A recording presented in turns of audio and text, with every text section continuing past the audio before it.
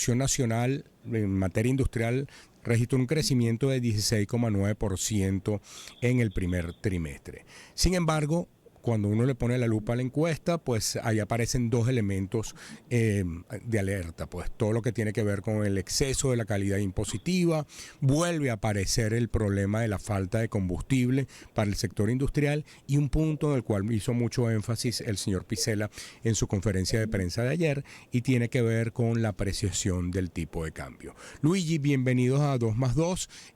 Lamentablemente la idea era entrevistarte en el evento de Fede Industria, pero tuvimos problemas en la conexión y como Ginette está cumpliendo el rol de animadora de ese evento también, pues me tocó a mí venirme a estudio.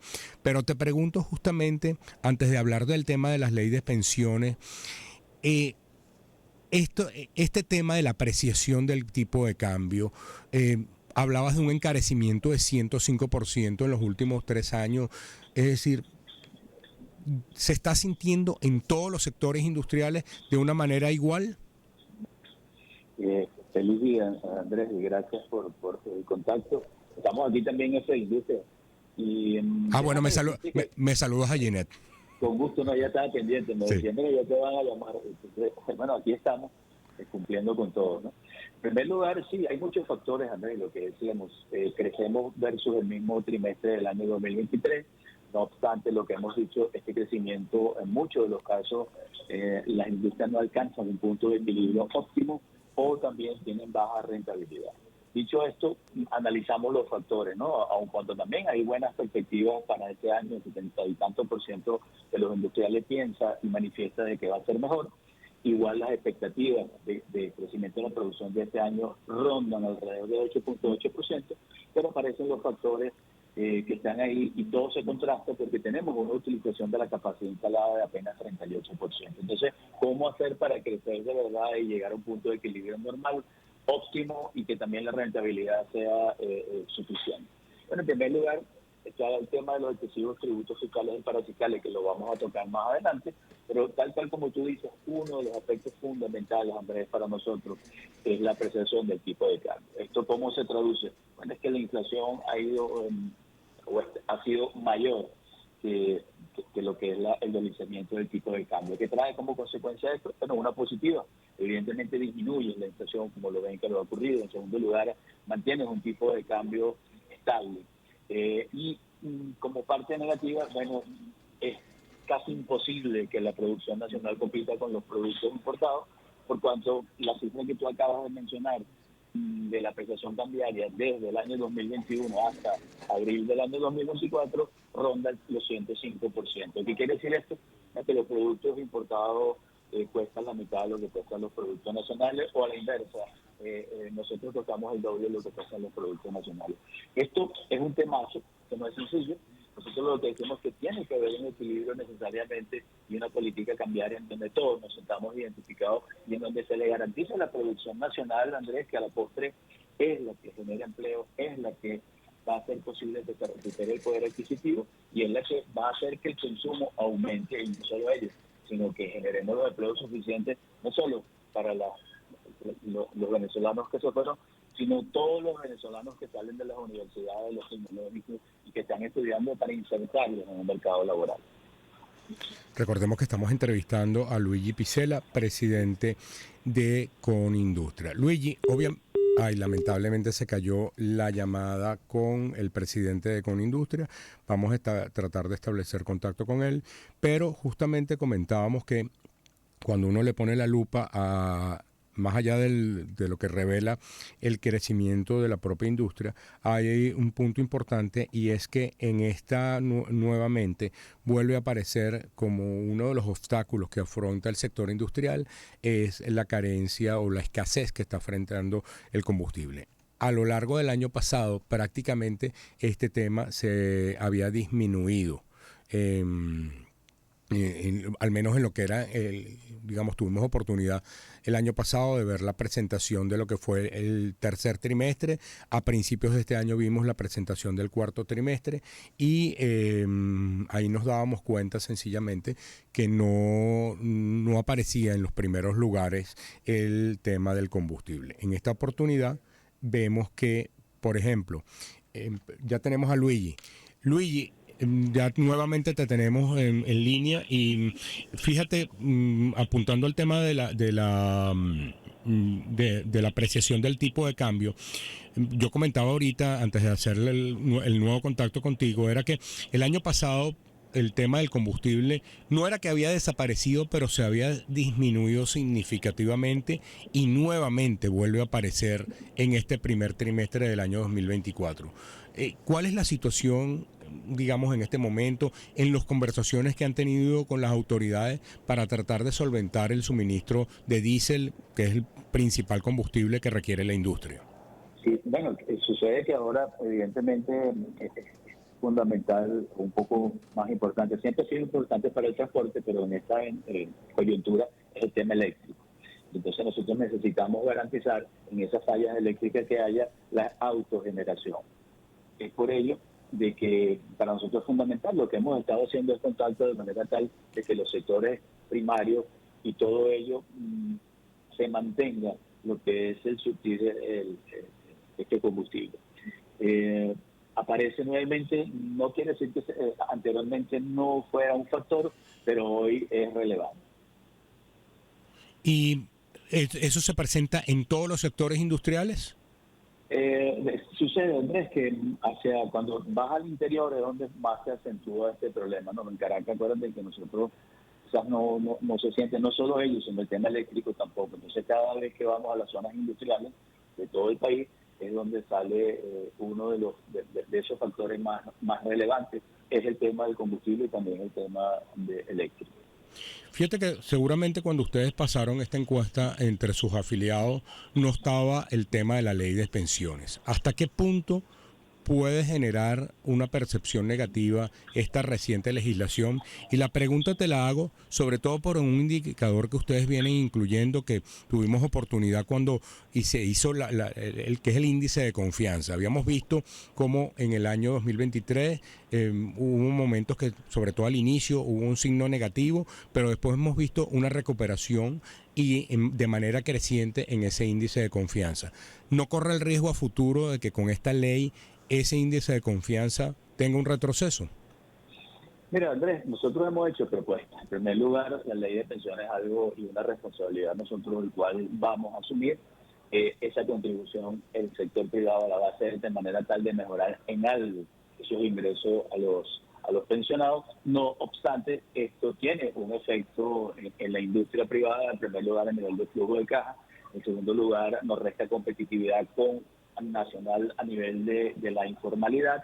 En tercer lugar, Andrés, nos resta competitividad también con los productos importados terminados que ingresan al país, con lo cual hemos propuesto de que esta afectación que tiene la industria nacional, a ellos también se le cobra de manera tal de que también se haga un aporte mayor para los pensionados y viceversa, ¿no? De que compitamos en situación de igualdad.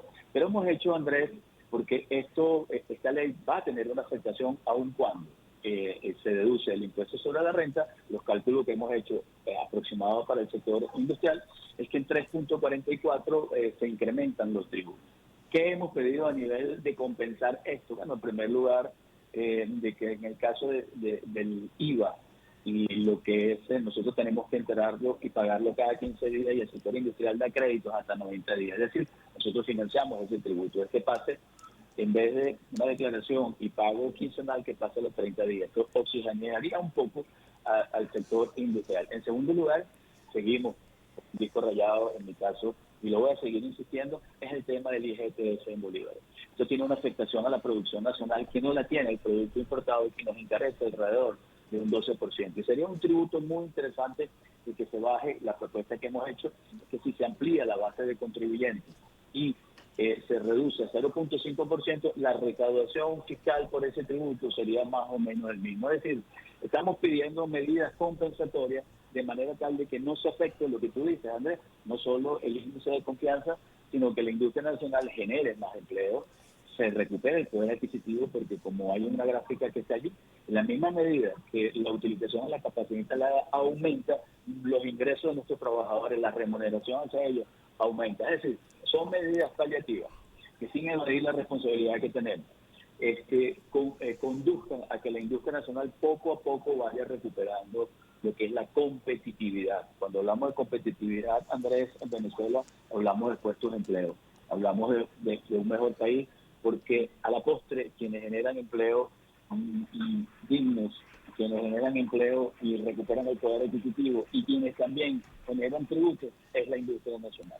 Ahora, Luigi, fíjate que tú el año pasado en este programa diste una declaración sobre la eventual derogación del IGTF en bolívares o que fue interpretado de esa manera. ¿Qué ha pasado? Es decir, el planteamiento lo han hecho, tú nos los comentaste aquí y daba la impresión de que iba a ser inminente al menos la derogatoria en el cobro en bolívares. ¿Por qué eso no se ha concretado?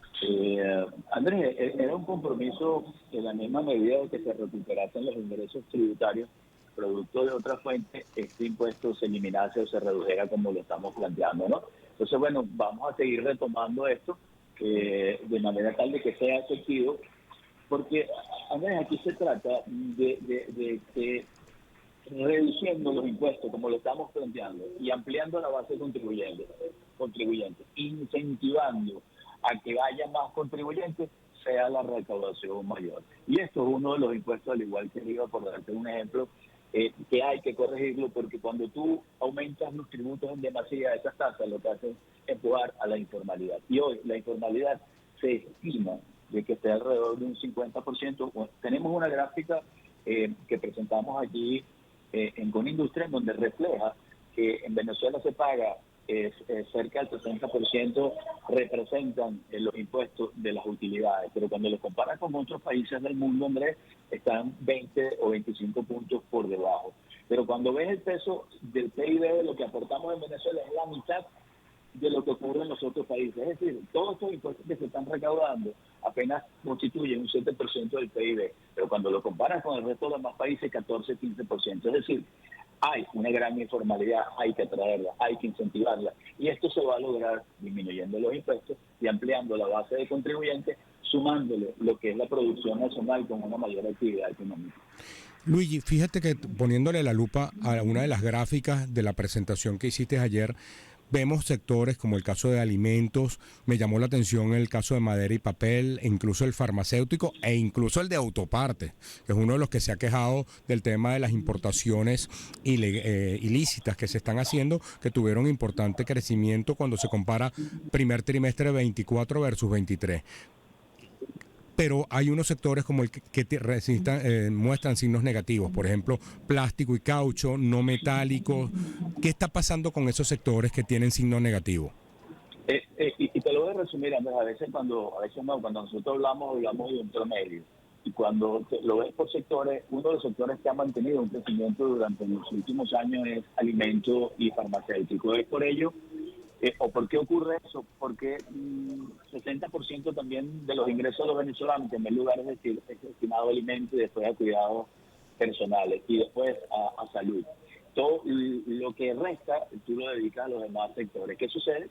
Aun cuando a veces tú veas que un sector tiene un crecimiento alto, lo tienes que ver de la base de donde está. Entonces pareciera como si está creciendo mucho, pero no es así, porque tiene una base muy baja. El caso de madera y papel que tú ves allí, que tiene cerca de un porcentaje muy alto, ella lo habla el sector alimentos, y en segundo lugar es también de dónde viene, ¿no? Entonces hay que verlo con ese criterio, y hay sectores que no logran crecer, los sectores metalúrgicos y todo ello, hay que ponerle la lupa, pero también si te pones a observar los crecimientos, la más débil, la que menos proyección tiene de crecimiento es la pequeña industria, es decir, hay que dedicarle mucho cariño a ella, mucho incentivo y muchas políticas para que ella se vaya fortaleciendo. En conclusión, no crecemos de manera lineal con todos los sectores, a veces los crecimientos lo estás comparando evidentemente con un trimestre que fue bajo, pero aún así, nosotros, ¿qué es lo que hemos dicho, Andrés? Descrito en una persona que pesaba 100 kilos, hubo 7 años que perdimos 70 kilos, 75, comenzamos en 25 kilos, hoy arrancamos el año 2024 con 30 kilogramos de peso, y cuando hablamos, por darte un ejemplo, de un crecimiento del 10%, no es que le vas a sumar 10% a los 30, no, va a ser 10% sobre 30, es decir, vas a crecer 3 kilos apenas. Entonces, hay que ver este contexto de crecimiento.